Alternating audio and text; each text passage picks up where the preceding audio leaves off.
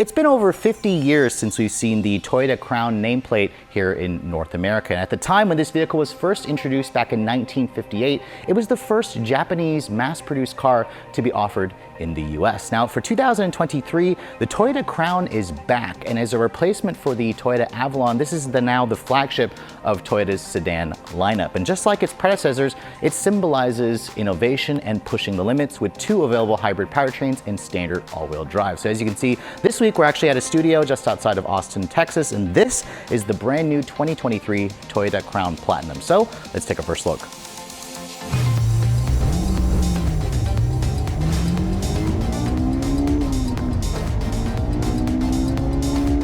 So even though we haven't seen the Crown nameplate in the US since 1972, the company has continued to offer this nameplate in other markets. So you're technically looking at the 16th generation of the Toyota Crown. So now that we actually have the vehicle here in person, let's go ahead and talk about the styling of this vehicle. Now, I want to point out it is actually a sedan. There were rumors going around that this would be an SUV. Toyota technically offers an SUV version of the Crown in other markets, but here in America, we're actually going to get a technically lifted sedan. But if you look at the styling of this vehicle, you can see, just like other Toyota vehicles, we have the current design, or the current corporate Toyota design language here with a massive grille, although the grille itself is unique because this area here is texturized and it's kind of closed off for aerodynamics.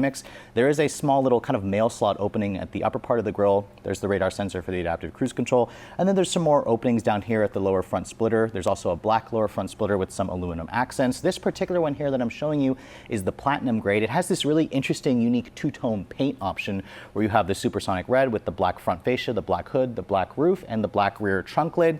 The emblem at the front you can see is actually the Toyota emblem. If you guys know the Crown in other markets, Toyota puts a unique Crown logo. However, that doesn't mean anything here in the US, so Toyota decided to go with just the standard logo. The headlights on this new Crown you can see kind of remind me of the same headlights on the Toyota BZ4X with the individual LED diodes. With the 4 LEDs, you have an LED daytime running light, an LED turn signal. No fog lights on this particular one here. You do have some nicely well-integrated parking sensors, but overall, it is definitely an interesting looking sedan. Let me know in the comments below what you guys think of the overall look. This is continuing to be built on the TNGA-K architecture, which it shares with the Toyota Camry, the Toyota Highlander, the Toyota RAV4. So in terms of the platform and the overall length of this vehicle, it is the new flagship of Toyota's sedans. So at 194 inches long, it's a couple inches longer versus a Toyota Camry, but surprisingly, it's about a couple inches shorter versus the outgoing Toyota Avalon. Its wheelbase is around 112 inches long, about an inch longer versus the Camry. What you're going to notice about the Crown in general is the height. Toyota has increased the height by nearly 4 inches versus a Camry. That's going to give us more interior space. The height is technically in the roof line. It doesn't actually have 4 inches more ground clearance, so you're not going to be going off-roading in this type of vehicle. But Toyota, again, wanted to give it more of an SUV look and feel from behind the wheel and along with more interior space. Now, I want to talk about the wheels. This platinum grade that I'm showing you has this really attractive kind of multi-spoke bicolor 21-inch wheel. It's wrapped in 225 width tires. The tires themselves are surprisingly narrow. I think Toyota chose that for fuel efficiency. You can see there is some unpainted cladding here along the actual sides of the vehicle to give it more of a rugged look and feel. I also like the black side mirrors here with the integrated turn signals. This platinum grade also has a panoramic glass sunroof that is fixed, so that sunroof actually doesn't open up, but it's going to be standard if you guys go for the limited trims and up. There's also this interesting side rocker panel here with more of that black painted areas here to kind of go with the whole two-tone theme. And you can see here, it's kind of got this like teardrop shape where it gives it a much more aerodynamic feel. The Crown in general, as Toyota is claiming, is going to be one of their most aerodynamically efficient sedans. And because it's a hybrid, they definitely needed to go with that kind of theme. Now looking at the rear, you can see very, very distinctive look at the back. I kind of see some influence of the Toyota Mirai back here, and maybe even some Lexus products with the full-length LED taillight. You can see it also has an LED turn signal, LED brake lights, LED reverse lights. And then down here at the rear fascia, you can see, again, more of that two-tone look with the black rear trunk lid, along with some black elements of the bumper. There's also some well-integrated parking sensors. No visible exhaust tips, but you can see Hybrid Max. That has to do with the powertrain. This is the first Toyota sedan to get this Hybrid Max powertrain, which we'll talk about in just a moment. Now looking at the trunk, this is actually a sedan.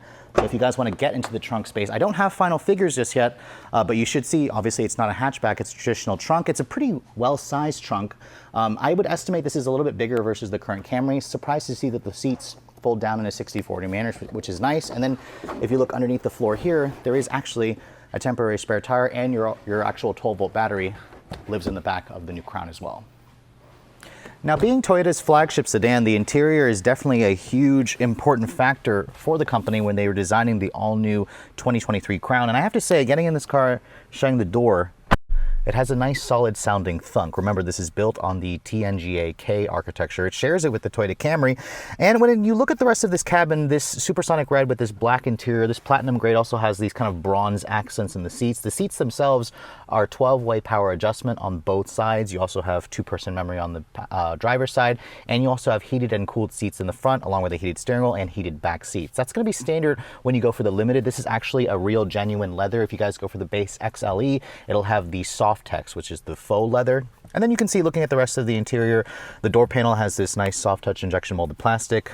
There's this kind of leather area here with some genuine stitching over the armrest pad. Typical Toyota controls, you have automatic power folding mirrors, you have nice feeling window switches where all four windows are one touch auto up and down. You have more bronze accents.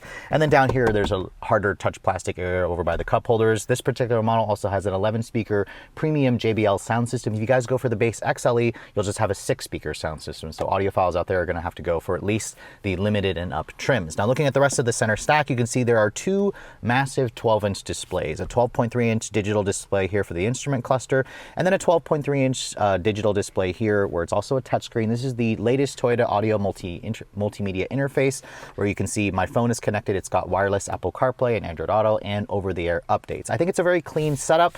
It's very modern looking, and the screen itself looks nice. It's quick, snappy, and responsive. Going back to the Toyota system here, you can see this has all your usual sources here to the left of the screen where you can go to your audio information, telephone information. You can go to the actual vehicle and change all your different settings. There's even an energy flow monitor here. The graphics look a lot better. And then you can see the rest of the dash. There's a soft touch injection molded plastic here. This area here is a hard touch plastic, and surprisingly, there's no heads-up display on this model here.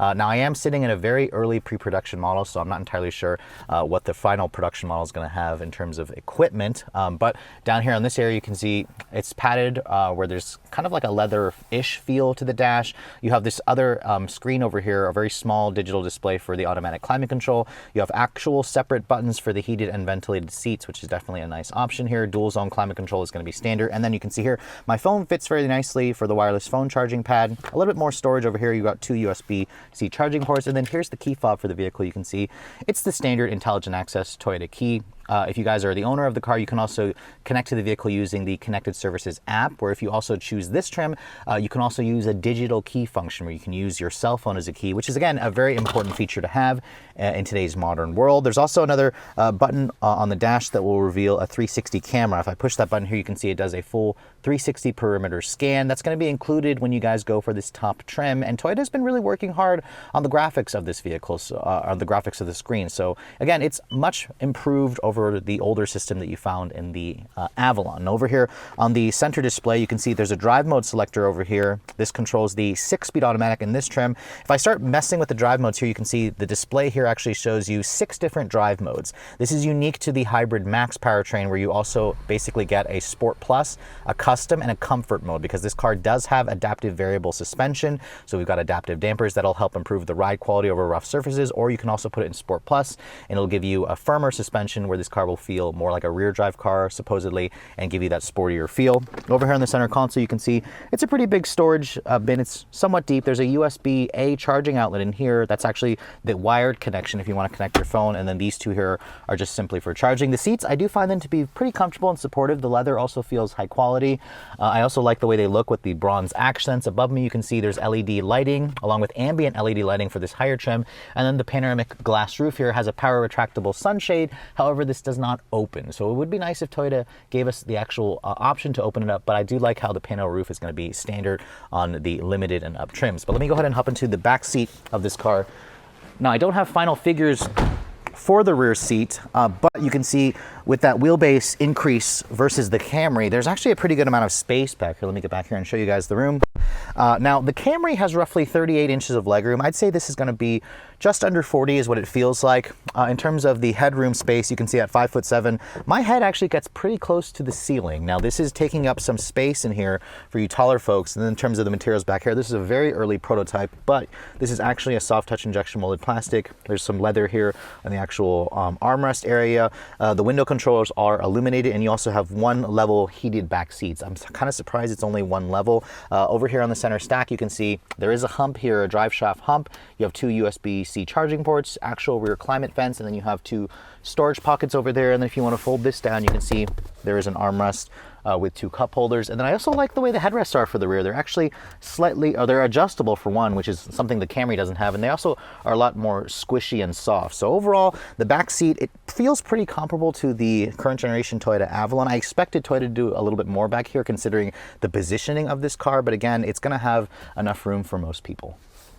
So as the flagship sedan in Toyota's North American lineup, let's go ahead and talk about the powertrains in the new 2023 Toyota Crown. Now I want to start with the base motor, which will be standard on the XLE and the limited trim. That's the company's tried and true hybrid system. It's their 4th generation. It pairs a 2.5 liter naturally aspirated gas 4-cylinder with up to 3 electric motors. Remember, it has all-wheel drive with an eCVT. We don't have power figures just yet of the base engine, but we know that engine or that powertrain produces between 208 up to 243 horsepower, depending, of course, on the output of the electric motors. This model here, however, has a unique engine. This is the Platinum version of the Crown, and it pairs the same powertrain that we just saw in the new Lexus RX 500h F-Sport Performance. That's a mouthful.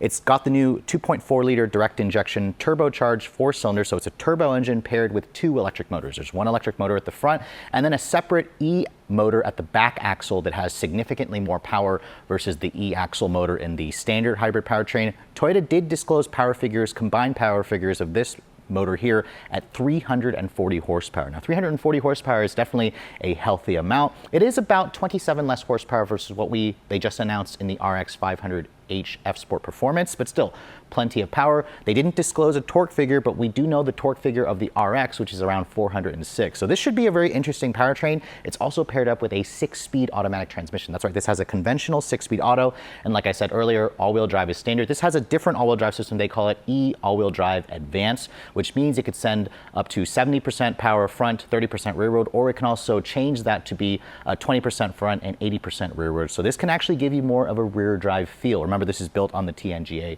K architecture. Now, they did also mention fuel economy. The base powertrain is going to be rated up to 38 mpg combined. This one here, the more performance-oriented model, is going to be around 28 mpg combined, which is still a pretty good figure. Obviously, we're not able to drive it just yet, but I am going to be very curious to see how the Platinum model drives with this new hybrid performance drive that they're just introducing. So Toyota introducing an all-new sedan in an SUV world is a very surprising decision, but I have to say, as a person who prefers actual sedans, the new Crown is a nice addition. In fact, the fact that we haven't seen this nameplate in over 50 years is also a really surprising thing, because when Toyota decided to discontinue the Avalon, I wasn't entirely sure that they would replace the vehicle, especially with sales of full-size sedans tanking in the US because everybody tends to buy crossovers. Now, after just seeing the new Crown in person, this is definitely an interesting addition to the lineup. I like the fact that Toyota is introducing an all-hybrid powertrain lineup. I like the fact that all-wheel drive is standard. I also like the interior with all of the modern tech features. The interior space is also about what I expect, and I'm also just really going to be interested to see the type of buyer that buys the new Crown, because what Toyota hasn't announced today is the full pricing for this vehicle. If you guys remember the Avalon, that car started at around just under 40 grand, went up to just under $50,000. I expect the Crown to be right at that level as well. Toyota said that they'll announce pricing as we get closer to the on-sale date, which will apparently be toward the end of the year. This hybrid Max Platinum version, I'm going to probably estimate will be closer to just over $50,000, which is definitely a lot of money to spend. You can get a pretty nice Lexus sedan or Lexus SUV for that kind of money. But again, the Toyota Crown is going to be an interesting vehicle when it does go on sale toward the end of this year. But with all that said, hope you guys have enjoyed my first look overview on the brand new 2023 Toyota Crown. If you're also looking to see the latest cars I'm testing, be sure to follow me on Instagram at Redline_reviews, like us on Facebook, and as always guys, please keep subscribing to the Redline Reviews YouTube channel for all the latest reviews. Thank you so much for watching. I'll catch you all in the next video.